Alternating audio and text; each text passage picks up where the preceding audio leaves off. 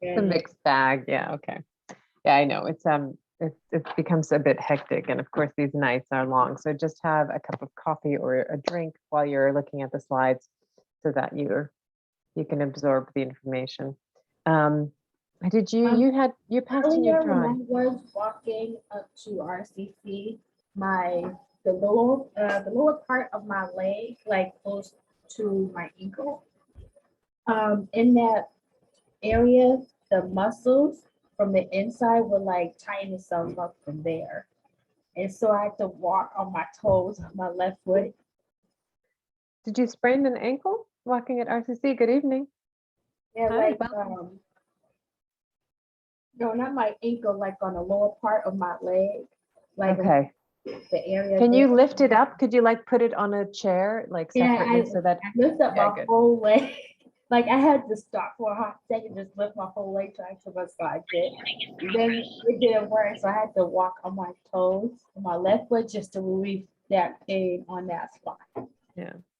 So just be careful, be I just mindful. I mean, feel like this is one of the reasons when we're on Zoom, you can be from home, you can be comfortable. So get comfortable, get yourself a drink, something that you can, I'm not talking about alcoholic beverages, but I'm talking about something that will boost you for the next hour and a half. Yeah, Hi, because Doris. Oh, welcome. I see your chat. No problem. Okay, I'm just going to mute so that we don't have you jumping in from the background from your work. But certainly, if you need to also, if you're working and you need to jump back and watch the recording, you can always do that. Thank you to all of you who, I know Monday was, for some of you with family, it might have been a good idea to have a recording. For others, it would have been better to have a live Zoom, but we're just going to roll with the punches as we go. So hopefully you've seen the recording from Monday, and today we're going to focus on Western Africa, which means that your first quiz has already been done and you're all set. Your grades will be in for the first quiz by Friday, so just check that.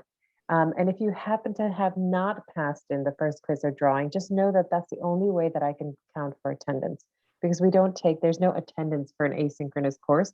So you just have to do the work. The worst thing is when you have, watched all the recordings, and if you haven't done the work, I can't give you a grade. So please turn in your work to make sure that you're participating in the class, okay? Otherwise, it's a good idea to just withdraw from the class so that you don't have it on your record. Are there any questions from the three of you that are welcome? Doris, welcome, Nuwan. And again, remind me. Professor, I just have one question. I emailed it to you, like I took a picture of it because I my have it. laptop wasn't working. But I think by Friday I'm gonna take it to get it fixed. Can I send it to you, like type it up and then send it to you after? You don't have to, because I got that email. So if Oh, you okay, send it okay. to me through email, you're fine. You're Okay. absolutely fine. No problem. Okay. And thank you for emailing it to me. So either through the portal on my RCC or through the email, the credit you'll get for that. No problem. Let's just look at the website. Yeah, Doris, go ahead. Is it okay if I can send it to you through the your email? Yes. Like my okay, because I still don't know how to use like upload on my RCC. Yes. So I was just wondering if it's okay if I can send it to you. Always. Yeah. Yes, absolutely. And sometimes there's glitches on my RCC, so sometimes it's actually better to go through my email. My email's at the top of the syllabus, but I'm putting it here in the chat. It's tswanda@rcc.mass.edu. And you can also find it. Let me go to our module so that you know where to find it and where you can find the Zooms, because the Zooms stay the same. So forever now, the same link that you got from that first email is the Zoom link, which is in the syllabus. So if you're ever looking for it, this is where it is. If you go to the syllabus here on my RCC, you'll see at the very top, this is our Zoom class location. So you can click on that and it'll take you directly into this portal, okay? Okay. The other thing is at the very top is I have my email right over here in the syllabus. So if you're ever looking for that, it's there, and it'll also link up right into Outlook. Okay, so you can always reach me. And welcome to whoever's. Thank you. Shanae, welcome. Oh, no problem. Shanae, how are you doing tonight? Okay, I just got in the house. Good. All right. Get yourself coffee, drink, dinner if you haven't had any. So get settled in first and then jump in. You can always refer back to the recording. Okay, so I'm sorry. So in my first drawing, I answered the questions and then I did I uploaded the picture separate. That's fine. Oh, okay. As long as I have it either in the uploads in my RCC, or if you've emailed it to me as an attachment, which hopefully it can go directly from your phone. So you photograph your work, or you photograph your answers if you have them written out, or you type them out. As long as the work gets to me, right? It'll Okay. take me a couple of days to grade them, and you'll get a response from me from quiz 1 by Friday, so Okay. that you know that the submission went through. It does take me a little bit while longer to check back into the emails to make sure who sent me the email and who hasn't. And for those of you who haven't, just get it to me as soon as possible. We have the main deadline here is at the end of the 8 weeks. But of course, along the way, it's important to get the coursework done so that you're not feeling overwhelmed. But I certainly, if there's stresses or if you know, if anything's happening that you can't make an assignment on time, that's not a problem. Just email me the situation and we can always push something back. Okay. I wouldn't recommend it for everybody because we're not going to be able to, it's a good idea to just pace yourself with the quizzes, with the assignments, so that things get in every week, you know, just like regular, because that's the only way for me to take attendance, to know who's actually listening to the recordings and who's taking the class. But if there's ever a situation that throws your schedule off and you can't complete something, don't worry about it. Just email me and let me know. Okay. Okay. All right, let's go into the overview. We're starting Western Africa today, but the link for the textbook is in Unit 1. Okay, and the link is always in Unit 1. So if you can just go back into Unit 1, and maybe I'll put it at the top of each unit so that you don't have to go back and click on this, but this is our textbook, okay? Which means that when you open it up, you'll get our textbook over here. And today we're covering slides from page 37. So you don't have to scroll through the whole thing over and over again. You just put 37 into here, and that will bring you to what we're covering, what chapter we're covering, chapter 4 today, okay, of West Africa. So this is where you'll get the information of what if you want to prepare before or after the lecture, you can always go into the slides. You always have videos to look at or articles to read if you're interested in the work, or if you want to read more. We're going to cover all of the slides, 174 of them. But if there's something that grabs you, or something that you find interesting and want to know more about, that's what the links are for. Okay, I don't expect everyone to read all the articles. If you're interested in African art, then certainly dig deeper and go ahead and watch and read all of the work. It's absolutely fascinating, but that's what we're covering in class. Okay, and the other thing that we're going to cover today, let me just go into our Unit 2 here, and you'll see all the deadlines and due dates. So here's the textbook link. 37 through 78 is what we're covering over the next week and a half. Today we're going to look at presentation 4 on Wednesday. I'm sorry, on what day is it? On next Monday, we're going to go into Guinea, Ivory Coast, and Mali. And then next Wednesday is going to be West Africa and Nigeria. So the dates for what we're doing next is we're going to do a writing exercise in our class today that is due on Friday. I know that's coming up fast, but it's a 7-minute writing, so you don't have to worry about, and you're going to complete it while you're watching this video, okay? So no extra work there. We are going to take a quiz on West Africa next week, just so that you can pace yourself. It's due on the 11th, but you'll know all the answers by November 9th. Okay, by next Wednesday, we'll be done with Western Africa, and you have 2 days to get that second quiz in. And then we'll talk about, probably in Monday's video, we'll talk about what this identify slide is. And that's more of a presentation, but again, don't panic. I'll walk you through it. It is, I'll walk you step by step, okay? But today, let's go into start of West Africa, and we have a couple of videos to watch together, and then that writing exercise, and then and we're going to go through those slides. Are there any questions before we start, or any concerns? Okay, let's do it. So we're talking about Western Africa here, and we're going to specifically talk about artwork from Burkina Faso. We're going to talk about Ghana and a little bit of the Ivory Coast. That's the focus for today's slides.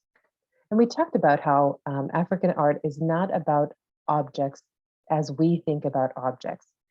They always embody a spirit, and they're always tied to almost like theater. They're always performed or enacted, which is a very different thing than thinking about objects that we sort of have lying around, right? We think that these things are here for our use, that they're objects that we sort of, a box of pens or pencils, whatever. But of course, the objects, especially the ones that we are looking at in the African art course, they think about objects differently. They think about the spirit of those objects. So sometimes there's a tendency to think about how economically poor sort of African culture or African nations are, but that's absurd. In fact, it's the other way around, where I think African culture looks at the Western culture and thinks about how spiritually poor we are in terms of our understanding of what can hold a spirit. It's a different way to start thinking about these so-called things that we are looking at in this class. When you look at something like this, which is a mask, and we talked about this mask a little bit before, it's not just about, of course, the wood and the paint, right? That's not what this piece is about. This piece is about embodying the spirit and having a performer dance this mask of their ancestors, tied to nature, tied to especially flying animals or spirits that help the ancestors or help the family. So it's a different, besides just looking at it from the point of view of sort of art historians from the West looking at these things that are art, and they are objects, of course, but they have such a deeper meaning beyond what they actually are. So these particular by the Bois here in Burkina Faso, these are masks that are carved, and they are embodying a spirit, but they're also passed down and they're danced by usually the younger members of the family. And they come out during market. So when people have excess of whatever fruit or whatever they have access of, they bring it to the market. And then to enact or enliven or bring people to the market, we have these performers that embody the spirit. This particularly this on the left-hand side, the flying spirit, but every single square rectangle that you see has a story or has a meaning behind it. So not only is it a flying spirit or representation that is then danced and performed and enacted, so the dancer takes on the spirit, but also the symbolism refers to the previous generations. For example, those tiles of white and black squares, this kind of checkered box or chess that it seems like are actually seats of, first of all, the youth. So there's this kind of moral lesson between the elders of the community and the young people.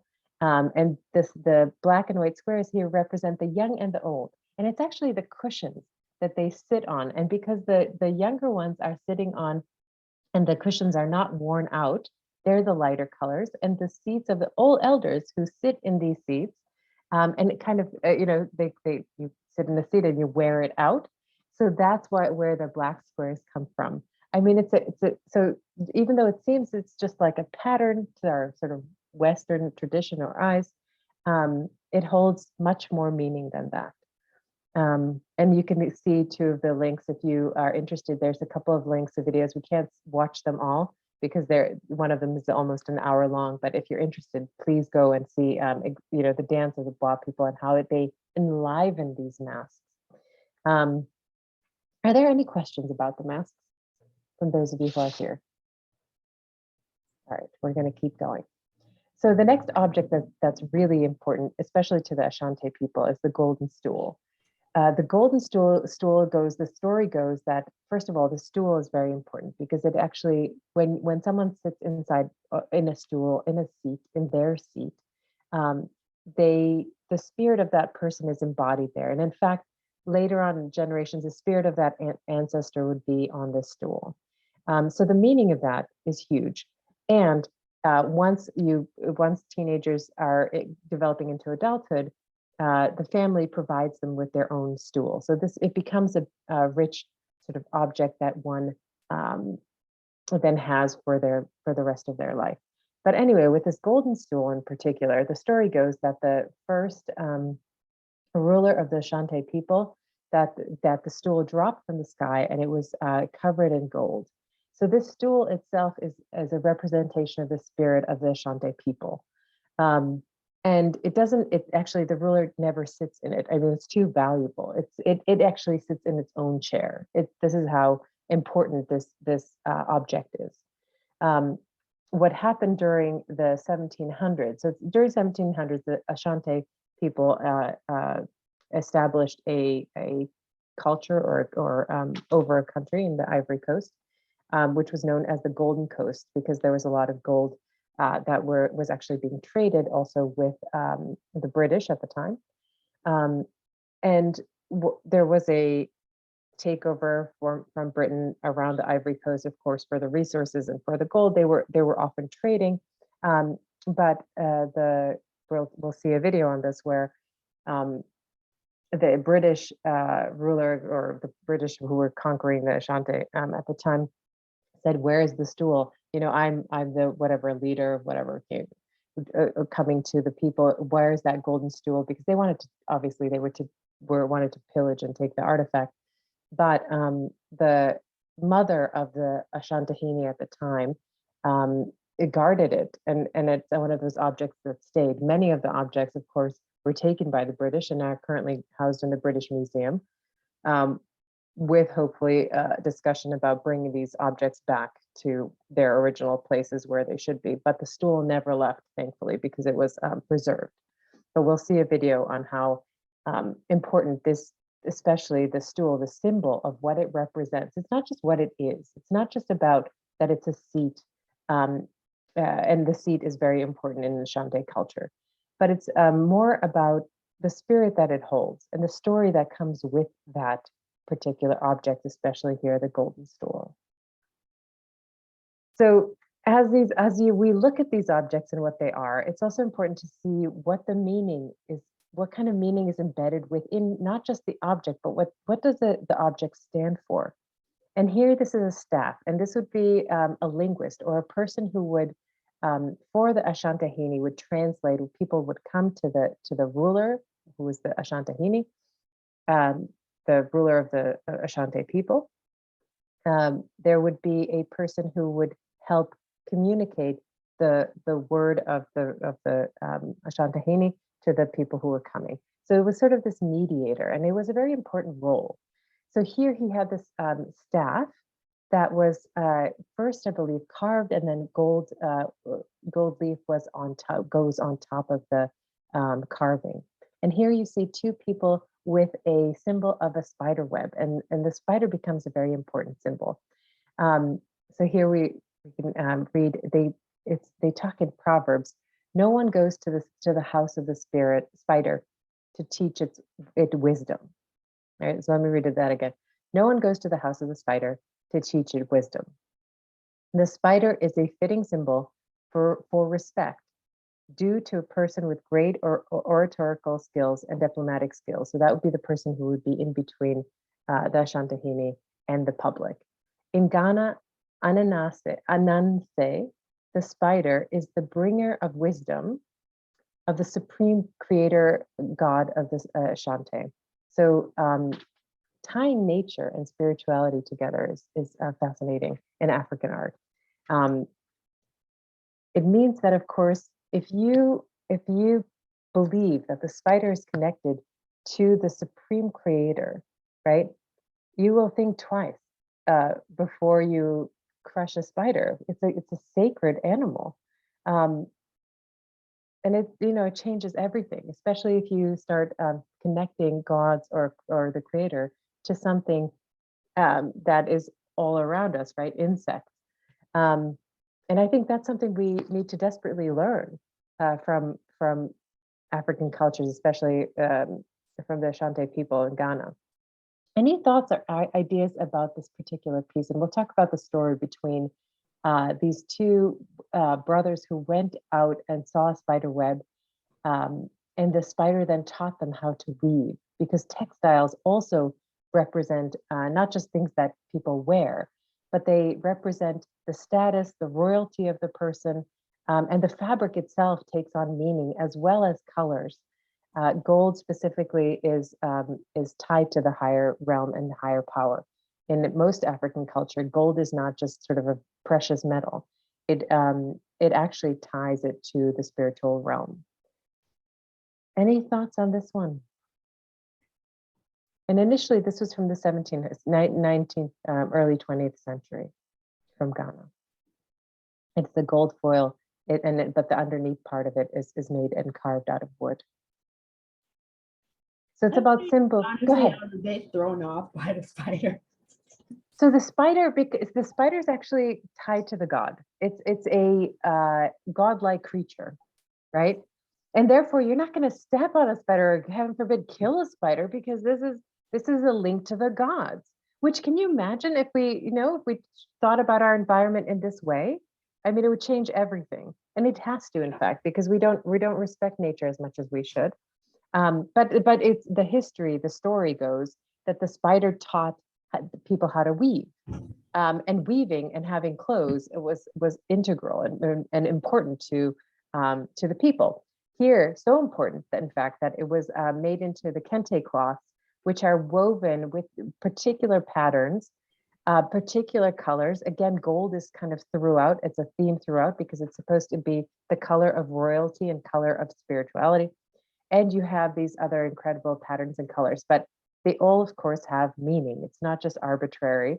Sometimes the weaver would have a dream about what this kente cloth was about, and through his spiritual, sort of through the dreaming, would come up with a title for these various fabrics that they were weaving. Usually it was men that were weaving these fabrics, and they're strips in about 4 inches that are hand sewn then together to make larger cloths. And these are the cloths that then you see people wearing, especially someone like the current Ashantahini, I'll say Tutu II, wearing the kente cloth here in 2005. So this is the current ruler of the Ashanti people. And he's wearing particularly sort of royal robes is what they're known for. Now, these robes didn't have to just be for royalty. They do show class and status. So in contemporary African culture in Ghana, you will see people wearing this type of fabric and clothing. Women have a smaller piece of the fabric, kente cloth, and men have the larger sort of almost like togas. You wear them around the body. But they show they show more than just pattern and design. And pattern and design are always linked to a higher dimension. Think about what patterning. Imagine if you're doodling, right? And you create the same shape over and over again. It's almost like it's a meditative state, especially for someone who is weaving this fabric and has to be counting, how many rows to go across, which part of the fabric is going to be white, which is going to be black, to create that kind of pattern. It's a meditative state. Has anyone, what do we do that brings us to that kind of practice? I mean, is there anything that we do or that you do as a form of meditation? Because this is a form of counting. This is a repetitive process to create a whole kente cloth, right? The sheer size of it, this one strip after another, it takes a tremendous amount of time. And imagine doing that all day long, right? Weaving the kente cloth back and forth to create particular patterns that all have meaning. So not only is the kente cloth now worn, of course, in contemporary objects, we also have it incorporated in things like a purse or bags. So the cloth becomes a rich symbol. And even now, if you go to New York, the fabrics that you can buy from Africa are just exquisite. They're the most amazing colors and really incredible patterns that are throughout the fabrics. And then, so this one, for example, is a kente cloth that the weaver here named "The King Has Boarded the Ship." So there's always meaning, even though this is a repetitive pattern, here we've assigned a name, or the person who's weaving the fabric has assigned this title, that the king has boarded a ship. I don't know if you can see ships throughout it. Maybe if you look carefully, there might be some sort of maybe sails that you can see, but other than that, they're just patterns. The gold and the blue are associated with not only royalty, but again, the spiritual realm. We'll see that in Egyptian art as we go, because it was meant to transform one into the next dimension after somebody died. Any thoughts or questions about fabric and how important it is? It's not just about putting on clothing, right? And finding a way to match the clothes with whatever else you're wearing. This is a status symbol if you're wearing this fabric. And of course, it takes, you know, so much work to actually create this type of fabric. The other way that objects are not just objects in and of themselves, and they always have meaning.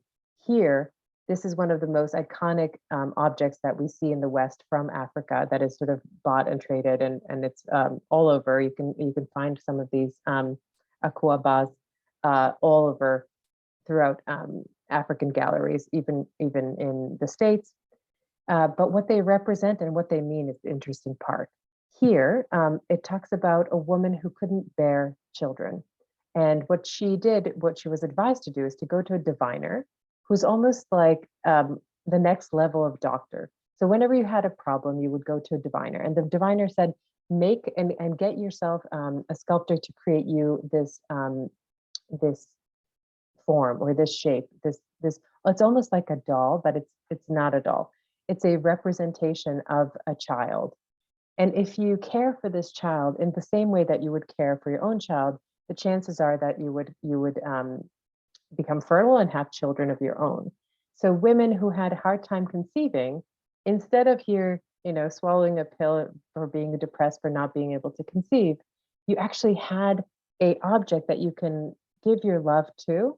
And the story goes that Akua, who was a woman who couldn't bear children, went to the diviner who made her the sculpture, and then she, within a short amount of time, conceived. So these sort of dolls get passed on to women who are having a hard time conceiving, and after process, they are even passed on to their daughters who might be having a hard time. So usually the sculpture represents not a baby or a doll, it's actually a woman in the prime of her life, usually, with geometric patterns for head, right? And then just geometric symbols for the eyes, the mouth, but they're in the prime of their life. It's not a baby doll or anything like that. You have, this is almost like a teenager who's in the prime of being fertile. You also have the rolls for the neck, and the more fat you've had, the more likely you would be able to conceive.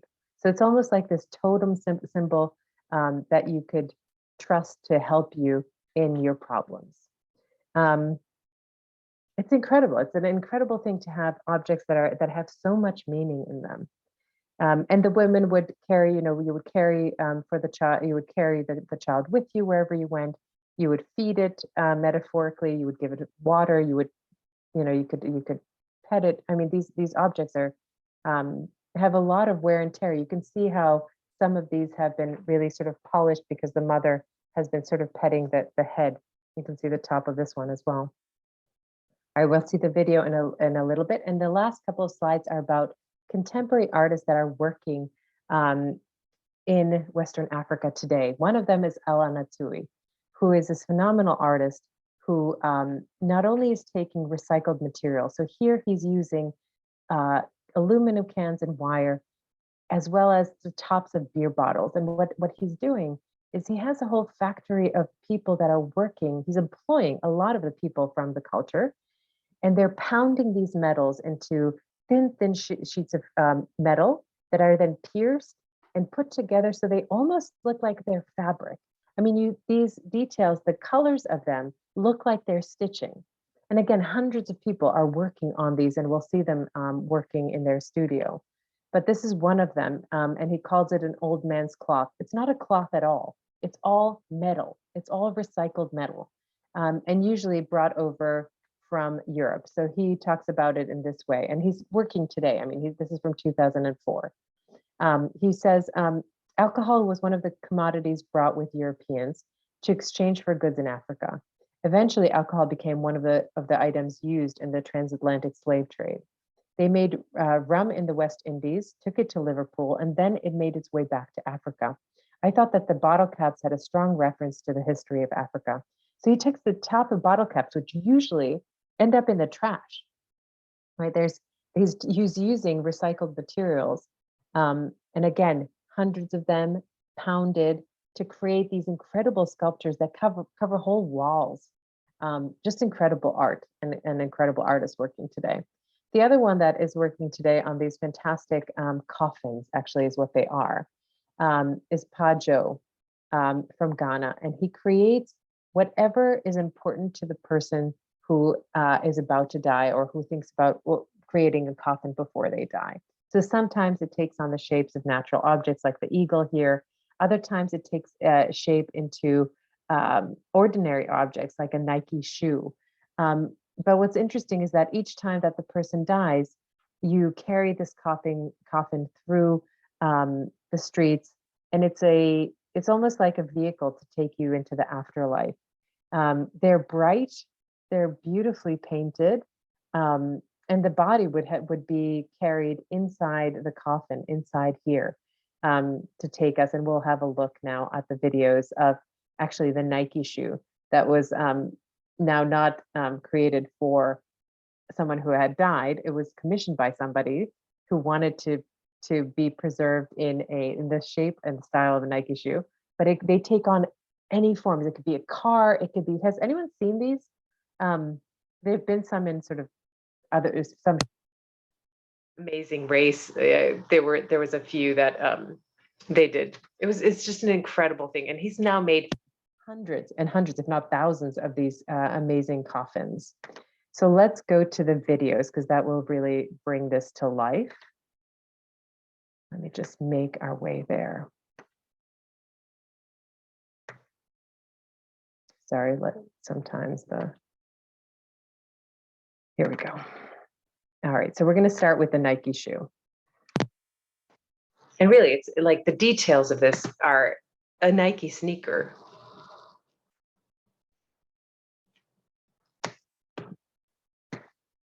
Let me just make sure the sound is on and you can hear what's happening.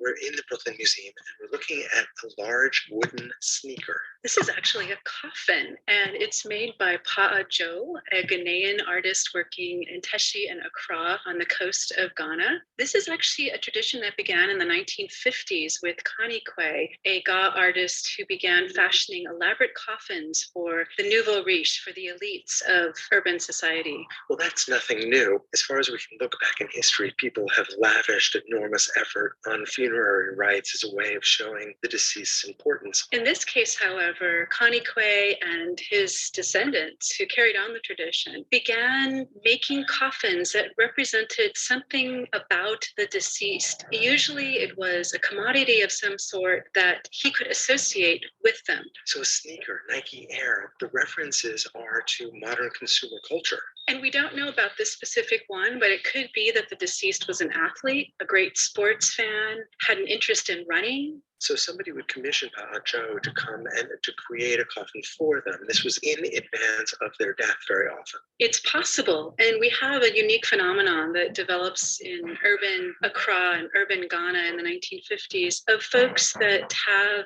excess money to spend who are called the Bintus. That is, they have been to Europe or they've been to the United States and they've been to capitalist societies where consumerism is live and well, and they've brought back that same want and need need for modern things, and that extends into the way in which they're buried. So they would very likely commission something that suggested the status they held as Bintus, the references to consumerism, particularly with designer shoes, designer cars. The very first coffins were less commodity commercialized in this way. For example, we had a woman who was buried in a coffin shaped as a hen, and she did have a successful egg business, but she was also thought of a mother hen in her community. What's interesting to me when I look at the sneaker is that it references the way that Western artists in the 1960s and early 70s appropriated low commercial culture with an ironic twist that we know as pop art. But this is different. This is a claiming of the status that the object represents in a very direct way. And in the West, these are often seen as comical, and I don't think they were intended as such when the owners picked them out. They were really about going out in grand fashion. Funerals are one of the biggest events that is a transition from living to the supernatural realm in Ghana, and people spend lavish amounts of money to bury their relatives. And so this was just a one-upmanship of what one could do, the extravagance to which one could go to have an elaborate funeral. But maybe the irony exists in the idea that this particular coffin was not used, but was rather collected. It became a work of art in the Western sense, despite its original intention. Pa'a Joe, I think today gets more commissions from outsiders than he does from the local community. So we're finding that these have become collector's items, and less are put into the ground to decay along with the body, and more are put into exhibition spaces like the Brooklyn Museum. So if you go to New York, you can go see the coffin at the Brooklyn Museum. It's an amazing object. And again, the difference between thinking about how we think about death and what there's a continuum in African art and in African culture between a transition, seeing death not as an endpoint, but a transition into the next state, which I think is different for people in the West, sometimes, depending on what your belief system is. So here is a video on the sort of textile work. It's not a textile at all, it's a sculpture on the work of Ella Natsui and how he creates it and why he creates it. He employs a lot of the local people. So not only is the artwork for him, which is an amazing sculpture and textile piece, but it's also to employ so many people in his community. So here's another quick video.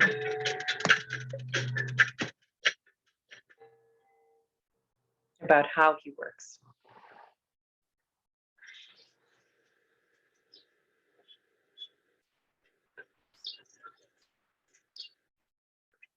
The studio is located in the university town of Nsukka in southeastern Nigeria. It's about 10-20 minutes by walking north of the university campus.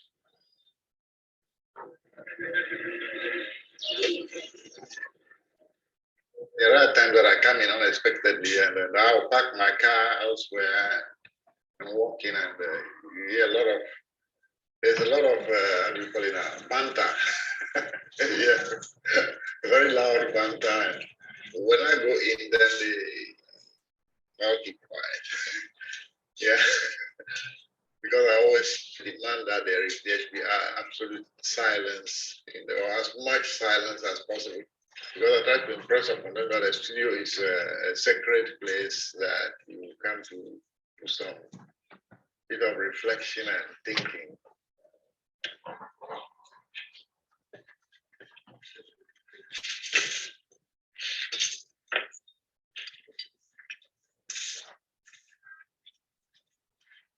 For each new, say, pattern or texture that I'm introducing, I have to show them how it's done. Because I find that some artists, if you don't maintain physical contact with handling the material, for instance, the work might end up not having a soul.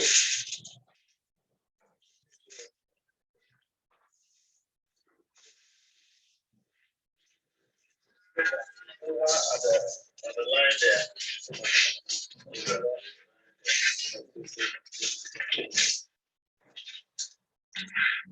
First of all, they have to do the units. We call them blocks. And a block can consist of maybe 200 and something bottle caps together. You know, and so you take these units and then start playing around with them. Then that's when you now have to lay all of them out, scatter them in the studio, and then start picking what you need for each portion of the work.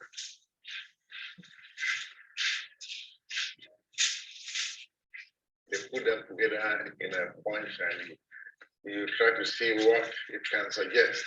Okay, we'll rearrange these books. Starting from there with something that you feel is interesting or something effective, then you have started a new idea. You just play around, shift around, and at times for days you can just keep shifting things around and taking photographs of them and putting on the computer. And so I have a lot of images on my computer. In course of time, I could go back and just keep looking at this. You need to have a large bank of images, of effects, of textures, you know, that I can always refer to, and they could trigger off new ideas. Because ideas will come at very unusual times.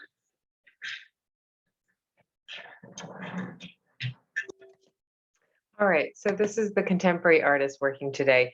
What did you think about the work? I mean, I understand most of that stuff would normally go into the trash, right? Like that's the tops of bottle caps. No, I mean, where do they go? I mean, we just throw them out. But they're creating incredible, first of all, there's hundreds and hundreds and thousands of them. And then to be able to piece it together in a way that it's metal, but it's also referencing fabric. I mean, imagine a runway show with these metal gowns with them. I mean, they were incredible. They're very, very beautiful. And what he says about the studio being a sacred space, I think is also very interesting, that he demands that people are relatively quiet so that they can think about a spiritual dimension while they're in their workspace. I mean, that's also something different. When do we consider that? When do you have time for yourself to consider your spiritual self? You know? So what do you think about these two artists, the Pajo, who's making those coffins, and what do you think those coffins, like, why make those, right? Because those go underground. So they're not for the human, unless they put in the museum, like in Brooklyn. They're not for the human eye. They're really just to take the dead into the afterlife. Let's go around. Which one did you prefer, and what do you think about it? Maya, do you have an interest in one of them? I really like the eagle, how it's very well detailed with the face and the feathers and how they put everything together, and the feet. I like that one. If I had to pick either or, I'd say the eagle. And the fact that it's a coffin, is that sort of strange or weird to you, or is that something that's interesting? I think that's very well creative and well put together, and how much time the person put into making this. Right. I mean, it's so personal, and each one is vastly different. All right, Shanae, which one did you prefer? Which artist? Ella Natsui or Apajo? The one that put all the bottle caps and that. How did they put it together? Well, they have to go, like, so you're talking about not this one, but this one. Yeah. So they have to pound little holes in each of the bottle caps. First they pound the bottle caps, and then they put tiny holes in it, and then they weave them together with another metal so that they're like little pieces but stitched together, and then they can do something like this, like folded and bended. But these things cover like a wall. Like they're huge. Sorry, you were going to say something.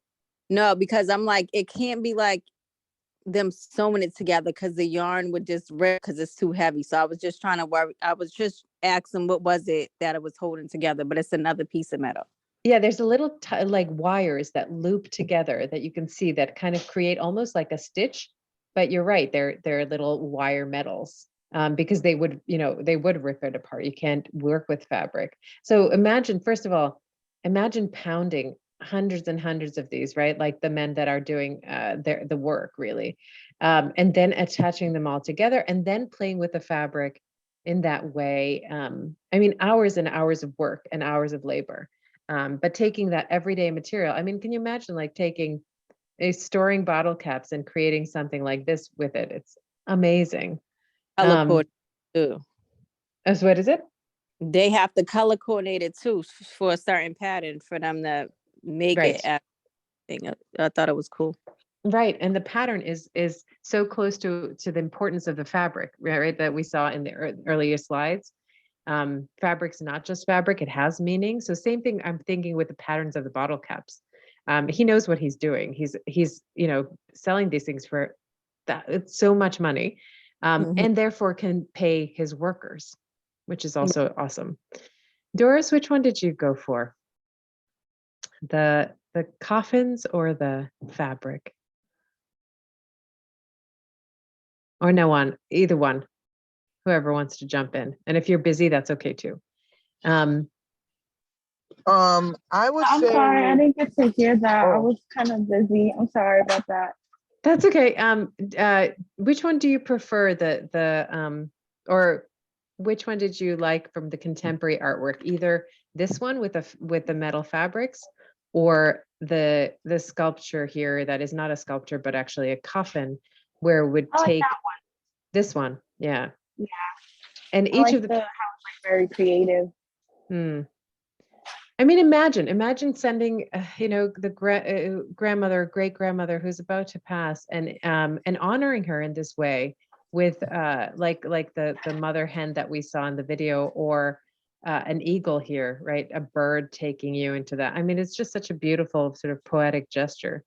And sorry, Nawan, you were going to say something. Winnie. I like the bottle caps. Yeah. I thought it was like very interesting. Like you're trying to discover what's going on, type of thing. I know with African art, most of it is like rituals. Yeah, I know with African art, me being African per se, I'm West African, and I know that I think last week when you were talking about how they dance to the music, and I think you showed a clip from, I don't know, Ivory Coast or Mali. I don't know, but most in African culture, people dance to the beat of the drum. So everything is musical, and then it's musical, and what else? Yeah, it's musical. So they dance a lot, and everything is based off of like spirits or like gods and stuff like that. And that's why it's so rich. You know what I mean? Because we don't understand that very well. I'm talking about people from the West, right? To understand music as a vibration, as something that moves you and actually ties you to the spiritual realm, right? Because those vibrations are the same across the universe. I mean, it's an extraordinary thing. And I think that's why they see us as so impoverished, because we don't understand that, how to dance, that music is a priority. And you're right, and that it's all connected to the spirit. So ladies, this is what we're going to do now, those of you who are on the call, and those of you who aren't, please get yourself a blank sheet of paper, because we're going to do a 7-minute writing practice. And you don't have to know how to write. It doesn't have to be full sentences, none of that. If you're at work, of course, and busy, don't worry about it. You can do this exercise anywhere at any time. And it's only a 7-minute exercise. So what I'll do is I'll play music in the background, and I'll give you 3 words to begin with. And then anything that comes to your mind after those 3 words are written, I want you to not judge it and just put down whatever comes to your mind after those 3 words are said. Okay? So get yourself a pen and a pencil and just give me a thumbs up, or let me know if you have all the material. That pencil and a paper really is all you need.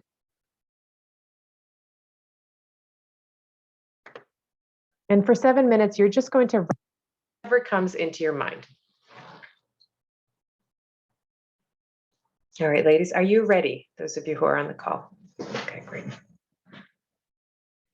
All right, so the 3 words that you're going to put at the top of your page are I am from, and I'm putting them in the chat. So start at the top, I am from.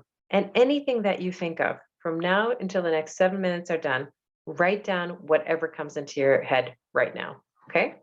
I'll play some music in the background.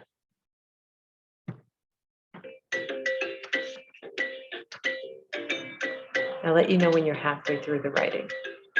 Again, it doesn't have to be full sentences, just whatever comes to your mind.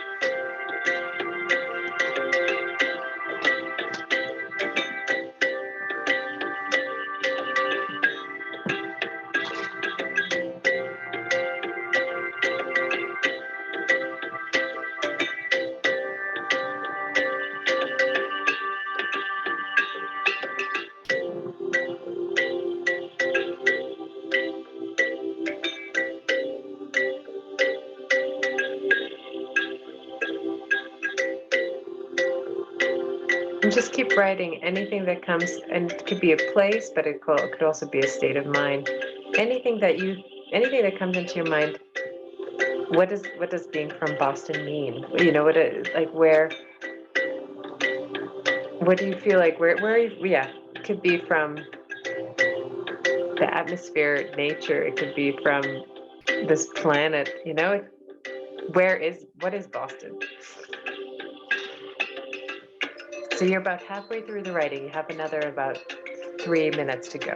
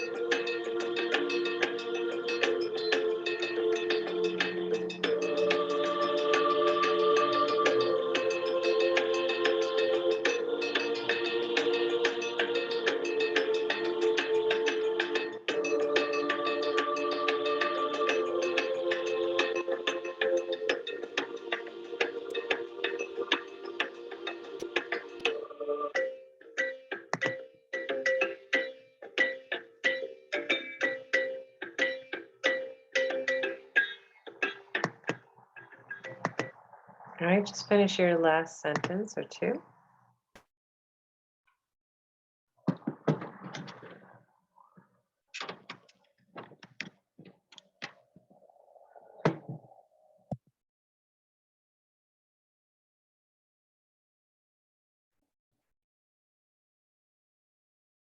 Would anyone like to read their writing? And it could be, again, you don't have, it's not judged, it's not, it's just for 7 minutes, you're just writing whatever comes into your head. I didn't write this, I wrote words. Great. You can read the list of words. Sinead, do you want to go for it? Yeah, I can go first. I put United States, I put Boston, survivor, family, helpful, loving family, strength, love, strong, courageous, motherhood, superwoman, struggle, success, achievement, creativity, toughness, weakness, nice, sad, motivation, communication, trust, faith, scared. Then it's more, it's a lot. No, it's fabulous. I mean, it's a poem, right? And with those words, because each of them, family, strength, motherhood, superwoman, struggle. I mean, those are the qualities that connect you to with every human being on the planet, because we all have those emotions. And I think when you, especially when you write this 7-minute writing process, what you create is poetry, and it's a poetry that goes beyond the surface. It goes to the heart of the matter. And it's so amazing to see what can happen in such a short amount of time. It's beautiful. Will you, and that is what you're going to post directly into the discussion forum for this week. So have a look, because you've already done the assignment now, those of you who just did it. So go to coursework and then go into the discussion forum, like it was where you put the drawings, photograph whatever you just wrote, and drop it into, there's going to be I am from.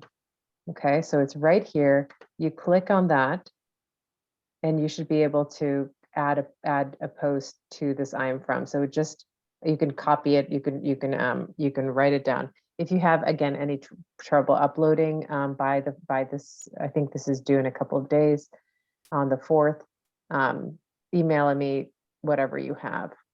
But that's some powerful stuff. This is what you should publish. This is what we should post on social media. Now that's, it's so strong. The writing is so strong. Sinead, I want to read the whole list again. I think that's amazing. Maybe take your time with reading it, because it's each one of those words is loaded with meaning. It's beautiful. Thank you. Does anyone else want to share? Thank you.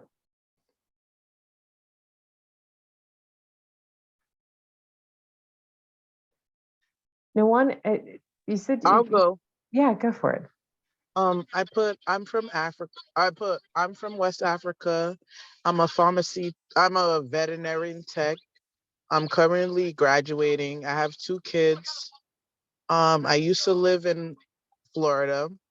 I went to a Christian college before RCC. And what else? I'm a single parent. That's it. Mm-hmm. All those things are so real and so important to right. Congratulations on almost graduating or graduating this year. All those things are so descriptive. They paint a picture of what makes up you. You know what I mean? Because it's such an open question. I am from, and then it could be philosophically where you're from or the place that you're from. But oftentimes we don't get to the heart of the matter. We have a culture where we interact in terms of goods and services, like you go get your coffee and pay it, and that's the kind of interaction we have. We never get to the heart of the matter. And with this writing, each semester when I do it with the students, that you guys really produce stuff that could be published. Like these are all poems that you're writing. So yeah, I mean, do just that, like just communicate who you are to other people, because that is the strength. It's really quite amazing. Maya, did you want? Thank you so much. Oh, I just have one thing to say. Yeah. I just noticed, so when I lived in Florida, it was totally different. People will say hi to you. Hi, how you doing? And then Yeah. when I came to Boston, everybody will be, when you say hi to them or greet them, you know, not starting conversation, they'll just look at you and just walk like cold. So the South is definitely different from the East Coast. I know. It's I mean, I don't know if you find this, but whenever you go further to the south, people are actually warmer because they open up and they're in a warmer culture and they actually feel like they're warmer. The more north you go, the colder. People actually have to sort of like get that posture. You know, when you have a coat on, you have to sort of protect yourself. And I feel like people, even at their heart, are a bit. Welcome, everyone. They're not as welcoming. Welcome. Thank you so much for being here tonight. It's, but if you know another culture, it also becomes really interesting because you know that's not how people have to be. It's just a choice that they're making. But it is hard to break through in Bostonians. Schools from different geographic locations all over the U.S. All right, Doris or Maya, do you want to read yours? Okay, I can read mine. Be brave. It's only, a few strangers. I think of Boston as a unique area because it has its quirkiness and blueprints, but it does has a unique. I'm sorry, quirkiness and blueprints, but it does have a creative vibe that other people would like to understand, but in an awesome way to stay strong. Yeah. No, this is nice in relation to what we were just talking about, right? Like when you do, and you're from Boston, right? So you, there's a history there for you and there's childhood and all that, those memories and everything. It's interesting where we think we're from, right? Of course, we're just from one planet, but we make it specific, that hometown or that place where you were born, that landscape that you were born into, it really stays with one, especially in childhood. Somehow we have a memory of that landscape. It's quite amazing. And Doris, don't worry about it. You can write it anytime. And once you have it, just drop it into that discussion forum. All right, so we are going to finish off tonight with one more video about the golden stool, because I think it's an important one to see why it was created, and then the difference between how we see it with our sort of Western eyes and what actually for. The last video.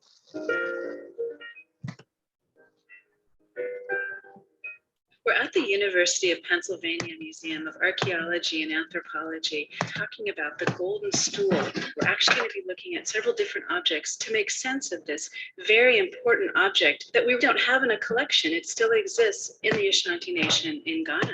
It was incredibly important to the Ashanti people that that object remained in their possession, but that's a story we'll come back to. Let's talk about its origin. In the early 1700s, a man named Osei Tutu, an important king, was able to unify all the surrounding lands. He created the nation of the Ashanti people. The golden stool falls from the sky and lands in the lap of Osei Tutu. So this is a miracle. Absolutely. And this is a wooden stool covered in gold, which was said to have been made in the heavens, said to be the soul of the Ashanti Nation. So it takes on the essence of the entire group in the same way that we'll see a man's stool or a woman's stool can take on the essence of that person. So in a way, the stool is more important than any single king of the Ashanti people. It is far more sacred than the Ashanti Hini himself. And in fact, the golden stool is always given its own stool or its own chair on which to sit next to the Ashanti Hini, like we see in this picture. This is an area that is rich in gold, and the gold comes to symbolize royalty for the Ashanti people. They were in charge of the gold trade through North Africa. This was long before Europeans were even there, but also gold is the color of royalty. So whether it's gold in the form of a textile color or it's the material of gold, it was reserved for royal use. So let's look at the objects in this case that relate to the trading of gold. We have a scale which shows how gold would have been weighed, and it would have been weighed with brass. So you would use these on one side of a scale and measure out the gold on the other so that you knew you were measuring the accurate amount of gold. What we find is a whole host of brass weights fashioned into very elaborate figures that depict almost every activity in every part of daily life. So it's a really wonderful way to learn about the Ashanti people. We see two here that show images of the Ashanti king. Both of these depict a group of figures gathered around a central umbrella. That umbrella is really important because underneath it we know is the Ashanti or an important chief. So the umbrella was a way that you could identify the king in a crowd. The king would also be wearing sandals, and we have a brass weight of just sandals depicted. And in that sense, we understand that the king is divine. In other words, he is seen as an intermediary between the everyday lives of his people and the supernatural realm. He's there to harness the good powers of the supernatural to help his people. He's between the heavens, below the umbrella, but he's above the earth, symbolized by the sandals that he wears. So he's always sandwiched between the two. In one of these gold weights, we see the king surrounded by his retinue under an umbrella, being carried in a palanquin. And surrounding him are his sword bearers. Swords are very important symbols of rule, and they would have had gold handles. And then we see next to it another image of the king, this time with his wife, with the queen. Could be the queen mother, it could be his wife. There's an umbrella and then two sword bearers in front of him. We also have other brass weights that just depict one figure, and these relate to particular proverbs or stories about virtues. And here we get at this important part about Ashanti modes of communication. That is that you don't speak directly. If you can, you let art speak for you. And you often speak in proverbs. Yeah, so each one of these have messages. If you understand this language, if you can decode it, you can know what the messages are. So one of the ones in the case shows two crocodiles sharing one stomach. And this double-headed crocodile has to do with the idea of family sharing a stomach. In other words, your connection, your essence, your belly is connected to your family. That's who nurtures you. So if you go off on your own, you're really not going to get very far in life. And then we have a goat.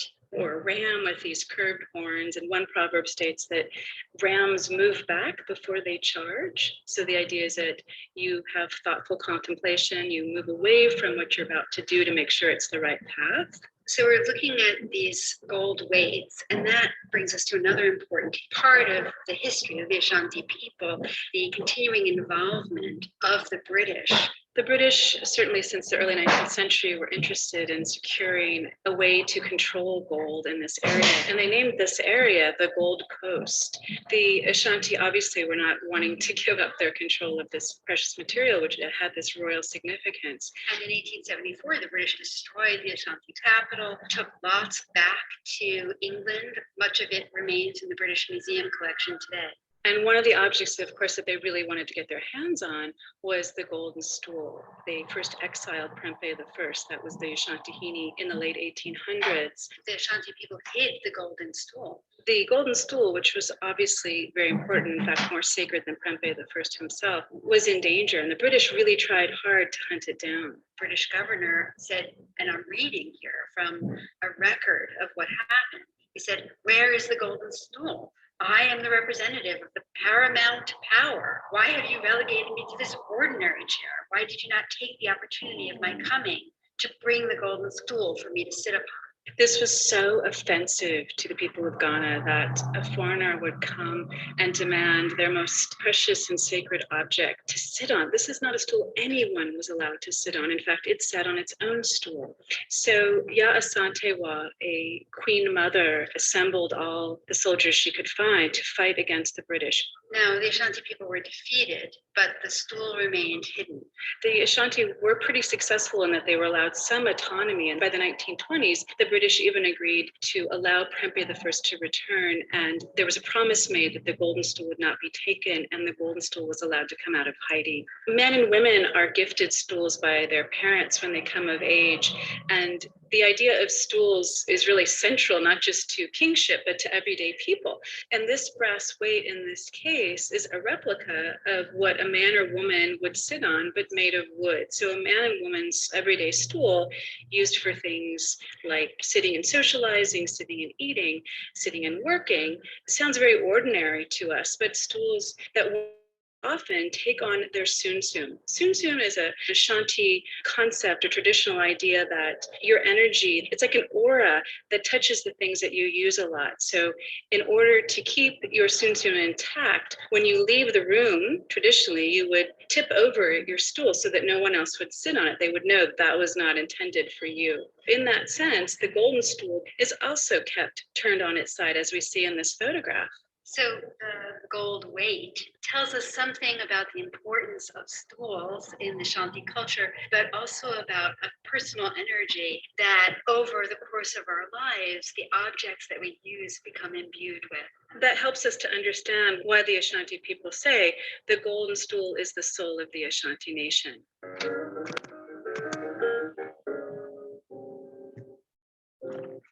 All right, and we'll leave off with that because that's, if we can think about how these objects that we use in our everyday life contain some of our soul, that's just, what an amazing thing to leave behind for children and grandchildren, is the artwork that's around you that contains your spirit. I mean, that would be a whole different way of thinking about it. Thank you so much for those of you who are on the call. I know it's late. Have a good night, and I will see you again on next Monday. Thanks for listening. Be well. If there's any questions, feel free to stay on. Good night.